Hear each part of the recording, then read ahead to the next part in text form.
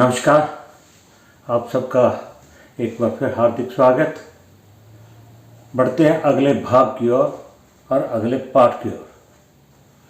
पाठ संख्या 127।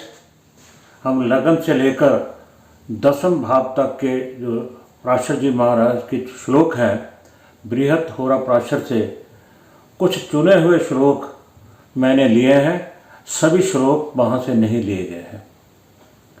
कुछ वहाँ से चुने हुए सभी श्लोकों को जानने के लिए आप स्वयं अध्ययन कीजिए। बृहत होरा पराशर जी महाराज की जो पुस्तक है होरा पराशर, उसको परचेज करके पूरे जो श्लोक हैं उनका अध्ययन कीजिए। स्वयं अध्ययन अति जरूरी है। ये सिर्फ संकेत मात्र है, इसलिए विस्तार में जाने के लिए तो बहुत ही लंबा समय लगेगा। इसलिए चुनिंदा श्लोक जो है मैं वहाँ से लेता हूँ। लगन से लेकर 10वें भाव तक, क्रम भाव तक हमने श्लोक किए। आज हमने जो लिया है इसको लाभ भाव कहते हैं। एकादश भाव, 11th हाउस जिसे बोलते हैं, 11वां भाव, एकादश भाव, और जिसे लाभ भाव भी बोलते हैं। लाभ भाव बढ़ोतरी का भाव। परंतु हमें ये नहीं भूलना चाहिए कि ये अशुभ भाव भी है। 3, 6, 11 ये तीनों भाव जो है अशुभ भाव भी है। परंतु इसमें अगर शुभ ग्रह बैठे हैं, शुभ ग्रहों से प्रभावित है, शुभ दृष्टि है, तो प्रेडिक्शन करते समय, फल कथन करते समय आपको ध्यान देना होगा। इस भाव में आया हुआ कोई भी भावेश अपने भावों की कार्यकर्ताओं की बढ़ोतरी करता है। चाहे अगर चौथे भाव का, सुख भाव का स्वामी यहाँ चला गया तो सुख भाव के भावों की जो कार्यकर्तव्य है बढ़ोतरी करेगा, सुख में बढ़ोतरी करेगा। पंचम में चला गया, विद्या की, पुत्र की, उनमें बढ़ोतरी करेगा। अगर छठे भाव का चला गया, दुख भाव का चला गया, तो उसकी भी बढ़ोतरी होगी। इस बात का ध्यान रखना है। इसको अलग ही इसका अध्ययन करना चाहिए।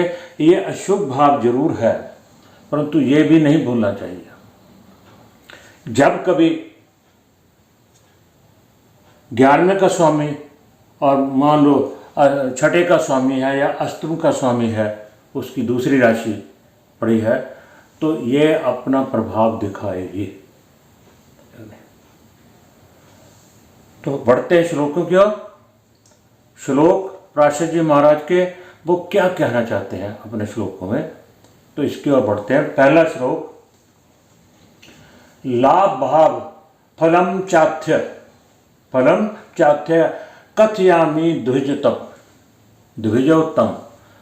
ब्राह्मण को, जो उनके शिष्य थे मैत्रेय, उनको संबोधन करते हुए पराशर जी महाराज कहते हैं कि हे ब्राह्मण, मैं अब लाभ भाव फलम च कथयामि, कि मैं अब 11वें भाव, लाभ भाव बढ़ोतरी भाव का फल कथन करने जा रहा हूँ। कृपया उसे ध्यान से सुनिएगा। इससे क्या है, देखो गुरु शिष्य की जो परंपरा है उसमें देखो मान सम्मान, गुरु होते हुए भी वो उसको ब्राह्मण के रूप में संबोधित करते हुए उनको बताते हैं, सत्कार है उनका, उनके प्रश्नों का। जो वो प्रश्न पूछते थे उनको बाखूब श्लोकों में लेकर उन्हें समझाते थे। तो क्या कहते हैं, श्रुतो जात को लोके यच्छु भाव सदा सुखी। कहते मैंने ये सुना है, लोके कि आम चर्चा है कि अगर 11वें भाव में, लाभ भाव में कोई शुभ ग्रह है, शुभ ग्रहों से प्रभावित है, तो वो इंसान सदा सुखी रहता है। एक ही श्लोक में, पहले ही श्लोक में, ये सबसे पहला श्लोक है लाभ भाव का। जब आप पुस्तक खोलोगे तो पहला ही श्लोक ये आएगा कि अपने मैत्रेय शिष्य जी को ब्राह्मण के रूप में संबोधन करते हुए पराशर जी महाराज कहते हैं, अगर बढ़ोतरी स्थान लाभ भाव एकादश भाव में शुभ ग्रह स्थित है या शुभ ग्रहों से प्रभावित है, शुभ कर्तरी में शुभ दृष्ट है नहीं, तो वो इंसान, वो जातक सदा सुखी रहता है। बड़ी स्पष्टता से उन्होंने एक ही बात लाइन में सारी बात को समाप्त कर दिया। अब जैसे जैसे उसमें अशुभ ग्रह दृष्ट शुभ और अशुभ दोनों बैठे हैं, कैसे बैठे हैं, कौन कौन से किस प्राकृत के बैठे हैं, वो आगे हम जाके पढ़ेंगे। दूसरा श्लोक क्या है? लाभ दीपो यदा लाभे। देखिए सीधी सी बात है, जैसे भाव भावेश में हो तो भाव बलवान हो जाता है। यहाँ क्या क्या है? लाभ दीपो यदा लाभे, लाभ स्थान का स्वामी, लाभ दीपो लाभ स्थान का स्वामी, यदा लाभे अगर लाभ भाव में नहीं है तो क्या होगा? लाभ भाव बलवान हो गया। तिष्ठेत अगर ऐसा नहीं है, तिष्ठेत अगर ऐसा नहीं है, केंद्र कोणगे, फिर क्या हो?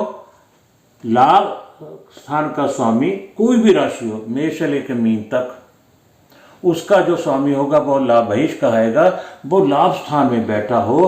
कहते अगर ऐसा नहीं है तो क्या है? केंद्र कोणगे, केंद्र कोण है 1 4 7 10, ये चारों भाव केंद्र के हैं।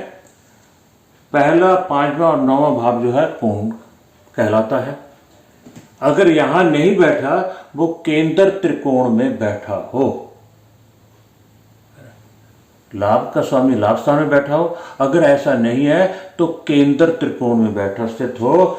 बहुलाभे तथा कुर्याद, बहुलाभे तथा कुर्याद उच्चे,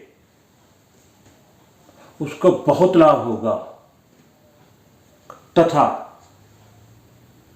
कुर्याद उच्चे, अगर वो अपनी उच्च राशि का होकर बैठा हो, अपनी उच्च, कुर्याद उच्चे, बहुत लाभे तथा कुर्याद उच्चे, अगर वो केंद्र त्रिकोण में अपनी उच्च राशि का हो, लाभ स्थान का स्वामी लाभ स्थान में बैठा हो, अगर ऐसा नहीं है केंद्र त्रिकोण में हो, वो अपनी उच्च राशि का हो बैठा हो।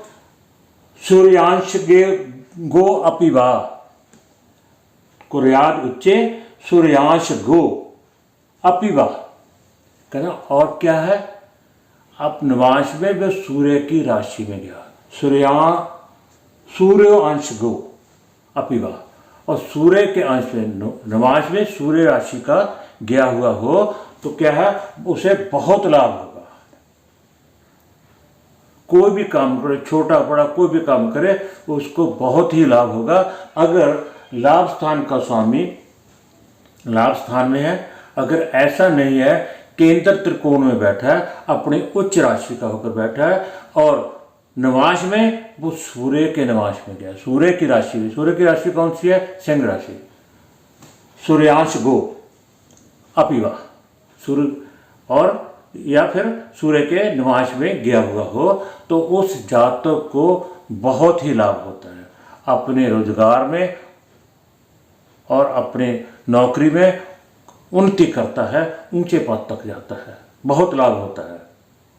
बहुत सारा, इतनी लंबी चौड़ी कोई बात नहीं है, वे समझना है। बहुत ही साधारण तरीके से पराशर जी महाराज ने हमें संबोधन करके बताया है कि लाभ स्थान का स्वामी लाभ स्थान में हो, अगर ना हो, ऐसा नहीं है तो वो केंद्र त्रिकोण में अपनी उच्च राशि का बैठा हो, या फिर अपिवा सूर्य के नवांश में गया हुआ हो, तो वो जिंदगी में बहुत तरक्की करता है।